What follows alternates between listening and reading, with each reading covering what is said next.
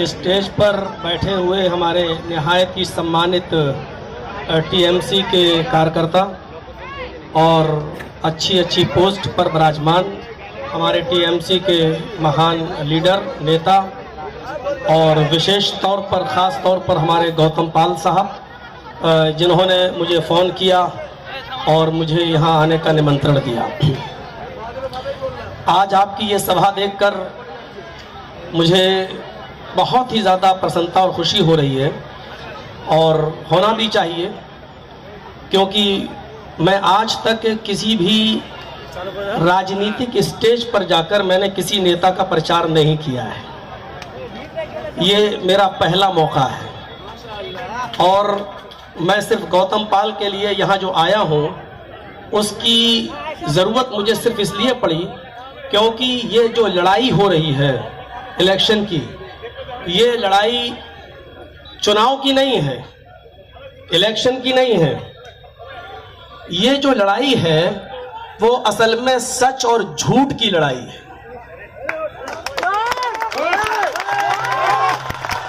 मैं इसलिए आपके सामने आया हूं ताकि आपको होशियार करूं, आपको केयरफुल करूं और ये बताऊं कि ये लड़ाई इस बात की लड़ाई है कि सच क्या है और झूठ क्या है, बेईमानी क्या है और सच्चाई क्या है, ईमानदारी क्या है।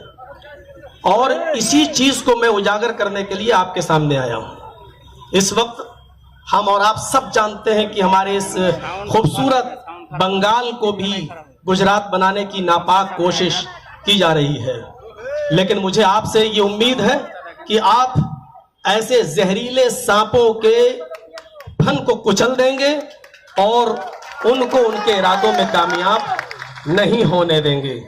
ये लड़ाई बंगाल को बचाने की लड़ाई है, ये लड़ाई इस देश को बचाने की लड़ाई है। अगर ये लड़ाई देश के बचाने की और बंगाल के बचाने की नहीं होती तो मैं नहीं आता। मैं सिर्फ इसलिए आया हूं कि आपको यह बता दूं कि किस तरीके से हवाई जहाज के अड्डे, एयरपोर्ट बेच दिए गए हैं, किस तरीके से स्टेशनें बेच दी गई हैं, LIC बेच दी गई है और स्टेडियम को अपने नाम पर बनाया जा रहा है। आप होशियार रहिए, आपको भी आपके बंगाल के बेचने की प्लानिंग हो चुकी है, लेकिन आप इस प्लानिंग पर पानी फेर सकते हैं, क्योंकि आपकी ताकत और आपकी शक्ति सबसे अच्छी और सबसे ऊपर शक्ति होती है। इसलिए आपकी शक्ति की मुझे जरूरत है। इस वक्त ममता बनर्जी अकेली एक ऐसी लेडी सिंघम की तौर पर उभरी हुई है जो इन तमाम जहरीले सांपों को सर को अकेले कुचलने के लिए तैयार है। ये लड़ाई पूरे सिस्टम के खिलाफ हो रही है। आप ये देखिए कि किस तरीके से अभी इलेक्शन के मौके पर CRPF की तरफ से गोलियां चलाई गईं और एक वर्ग विशेष के 4 लोगों की हत्या कर दी गई है। बिल्कुल आग जलाने की कोशिश की जा रही है, वातावरण को हिंदू और मुसलमान बनाने की कोशिश की जा रही है। लेकिन बंगाल वालों, तुम बहुत समझदार हो। हमेशा हिंदू और मुसलमान, सिख और ईसाई एक साथ मिलकर रहे हो। ऐसी साजिशों को कभी कामयाब मत होने देना। एक अकेली औरत और दूसरी तरफ एक अकेली बहादुर शेरनी और दूसरी तरफ नरेंद्र मोदी, इस देश के प्रधानमंत्री, दूसरी तरफ अमित शाह, तीसरी तरफ पूरा चुनाव आयोग, इलेक्शन कमीशन। आप देख रहे हैं एक अकेली औरत इन तमाम लोगों का मुकाबला कर रही है। इस वक्त आपकी सहायता की, आपकी मदद की, आपकी हेल्प की जरूरत है और मुझे उम्मीद है कि आप उनका पूरा साथ देंगे, पूरा समर्थन आप करेंगे। ममता बनर्जी को हम सिर्फ बंगाल तक सीमित नहीं देखना चाहते हैं। मौलाना जर्जीस आपके सामने आया है वो सिर्फ ये बताने के लिए कि ममता बनर्जी ही एक ऐसी लीडर है जो न सिर्फ बंगाल की CM बल्कि इस देश की प्रधानमंत्री बनने के लायक है। वही है जो इस देश के उसूलों पर कायम रह सकती है, जो संविधान को बचा सकती है, जो हिंदू और मुसलमान सबको एक साथ लेकर चल सकती है। वही एक औरत है जो बता सकती है कि संविधान क्या है, जो ये बता सकती है लोगों को कि देखो सबको एक साथ लेकर किस तरीके से देश को चलाया जा सकता है। लिहाजा आपको इस वक्त बंटने की जरूरत नहीं है। बंगाल वालों, इस वक्त आपकी सख्त जरूरत है। माहौल खराब करने की नापाक अपवित्र कोशिशें की जा रही हैं, लेकिन आप उन तमाम कोशिशों को नाकाम कर दीजिए। और गौतम पाल साहब के लिए मैं खुसूसी तौर पर यह कहूंगा कि इतने भारी वोटों से इनको जिताइए, इतने भारी वोटों से कि दुश्मन सोचने पर मजबूर हो जाए। हमारे मोदी जी को बहुत शौक है ये पूछने का कि तुम्हें कब्रिस्तान चाहिए कि शमशान चाहिए। मुझे उनकी 2018 की वो स्पीच याद है जो उन्होंने फतेहपुर में दी थी। कहा था कि शमशान चाहिए कि कब्रिस्तान चाहिए, और बार बार ये पूछा गया पब्लिक से और कहलवाया गया कहो कि शमशान चाहिए, कहो कि शमशान चाहिए। मैं आपसे निवेदन करता हूं कि 22 तारीख को होने वाले इलेक्शन में टीएमसी के नेता को जिताकर, विपक्षी की नेता को हराकर शमशान ही पहुंचा दीजिए, इसलिए कि इनको शमशान से बहुत ज्यादा प्यार है, इनको शमशान से बहुत ज्यादा मोहब्बत है। इनको आप शमशान पहुंचाने का काम कीजिए। मेरे भाइयों और बहनों, आप सबसे मैं एक निवेदन और करना चाहता हूं, और वो बहुत खास निवेदन है। दुनिया का कोई धर्म ऐसा नहीं है जिसने नफरत सिखाई हो। दुनिया में कोई धर्म ऐसा नहीं है कि जिसने नफरत सिखाई हो।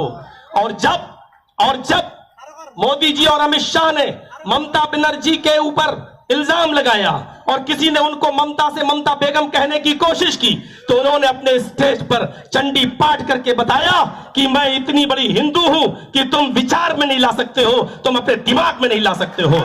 और मैं भी चूंकि संस्कृत का थोड़ा बहुत ज्ञानी हूं, मुझे मालूम है कि उन्होंने चंडी पाठ जो किया था और संस्कृत के जो मंत्र उन्होंने पढ़े थे, मैं चैलेंज के साथ कह सकता हूं कि इतने मंत्र इस देश के चौकीदार मोदी को भी मालूम नहीं है और योगी को भी मालूम नहीं है। जितने मंत्र ममता बनर्जी ने संस्कृत में पढ़े, वो योगी जी से पूछ लो तो उनको भी स्वाहा के अलावा कुछ नहीं मालूम है। और आज हालत ये हो चुकी है कि शमशान घाट की बात करते करते मैं अभी सीधे लखनऊ से चला आ रहा हूं। आज की रिपोर्ट बता रहा हूं कि कोरोना वायरस में मरने वालों की संख्या इतनी ज्यादा है कि आज लाशों को जलाने के लिए चिता नहीं मिल रही है, लाइन में लगी हुई है लाशें। विकास इतना किया हमारे देश के प्रधानमंत्री जी ने, सबका साथ सबका विकास का नारा ऐसा लगाया कि आज जिंदे तो जिंदे, मुर्दे भी लाइन में लगे हुए हैं। आज मुर्दे लोग भी लाइन में लगे हुए हैं। आज चारों तरफ देख लीजिए, हम शिकायतें क्यों कर रहे हैं? हमने लड़ाई लड़ी कब है? हमने भाईचारे के ऊपर लड़ाई कभी लड़ी है? हमारी तो लड़ाई हमेशा मंदिर और मस्जिद के ऊपर रही है, और आज देख लीजिए मंदिर भी बंद है और मस्जिदें भी बंद हैं।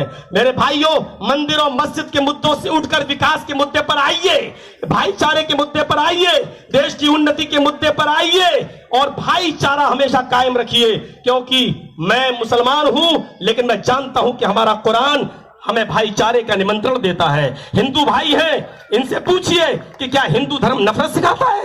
मैं एक मंत्र आपके सामने पढ़ता हूं और देखिए इस मंत्र में क्या कह रहे हैं रामचंद्र जी। रामचंद्र जी कह रहे हैं, प्रत्यत्यम चारुम धर्म गोपीथाय पुरुहूयसे मरुद्रिग्नागहि। प्रत्यत्यम चारुम धर्म गोपीथाय पुरुहूयसे मरुद्रिग्नागहि। तुम्हारे शब्दों के वार से, तुम्हारी जबान से निकलने वाले कोई शब्द से किसी दूसरे व्यक्ति को तकलीफ नहीं होनी चाहिए।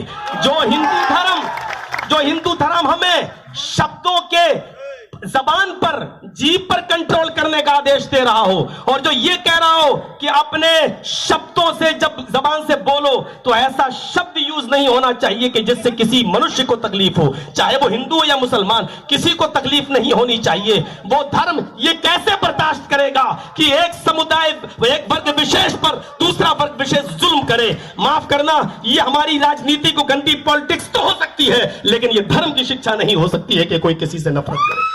आज अफसोस होता है कि हिंदू और मुसलमान बनाने की कोशिश की जा रही है। हमारा कुरान भी यही कहता है, या अय्युहन्नास इन्ना खलकनाकुम मिन ज़करिन व उन्सा, है संपूर्ण जगत की मानव जाति, हमने तुम्हें एक मर्द और एक औरत से पैदा किया है, हमने तुम्हें एक पुरुष और एक स्त्री से जन्मा है। तुम्हारा बाप एक है और तुम्हारी माँ एक है। तुम्हारा बाप आदम है, तुम्हारी माँ हव्वा, जिसको हम वेदों में आशु और युवती शत्रुपा के रूप से हम जानते हैं। हमारा एक ही बाप है मनु और एक ही माँ है शत्रुपा। हम सब उसी की संतान है, हम सब उसी के बेटे हैं। लिहाजा जब बेटे हैं तो सब भाई भाई हैं। लिहाजा ये धर्म के ठेकेदार जो आज धर्म के ठेकेदार बने हुए हैं, इनको न धर्म से मतलब है, इनको सिर्फ अपनी कुर्सी से मतलब है। आप भाईचारे को समाप्त मत कीजिएगा, अपना भाईचारा बनाकर रखिएगा। और एक बात और कह देता हूं आपसे, इस देश की दो आंखें हैं, एक हिंदू और एक मुसलमान।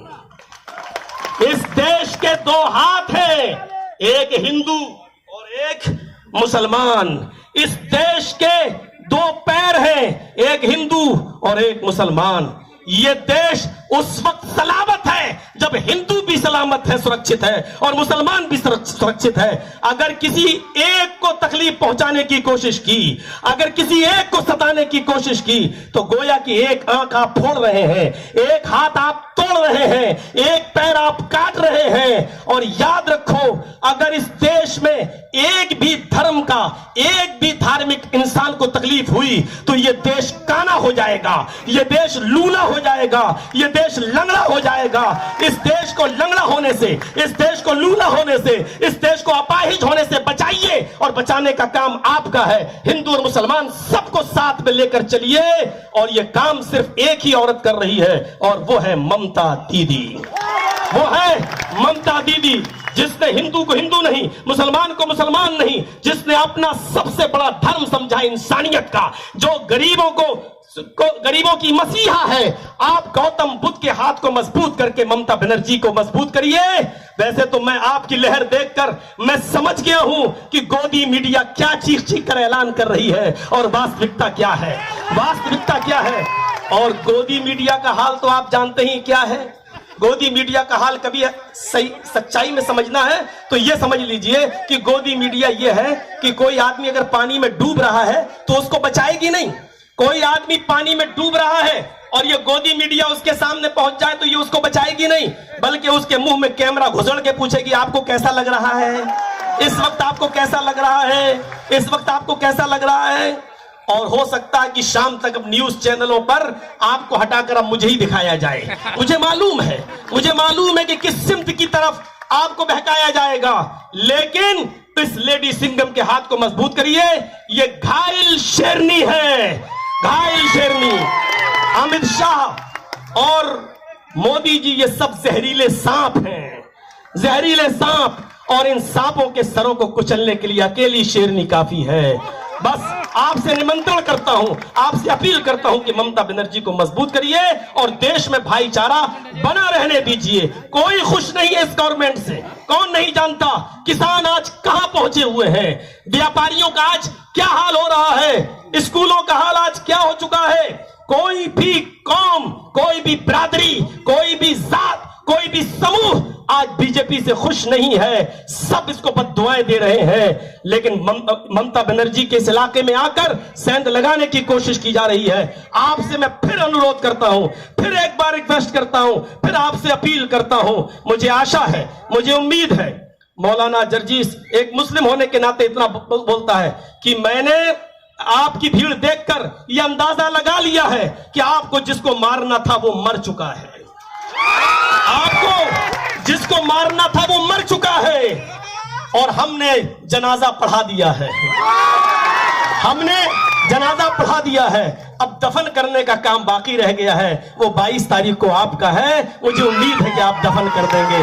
आप गौतम पाल को मजबूत करके टीएमसी को मजबूत करेंगे, बंगाल को बचाएंगे, भाईचारा कायम रखेंगे, और ये अहद, ये वादा करके यहां से उठिए कि हम बंगाल को दोबारा गुजरात नहीं बनने देंगे, और ममता दीदी को हम फिर से लाएंगे। पहले बंगाल में लाइए और फिर हम सब मिलकर कोशिश करते हैं उनको दिल्ली पहुंचाने की। बंगाल जिंदाबाद, हिंदुस्तान जिंदाबाद। सलाम।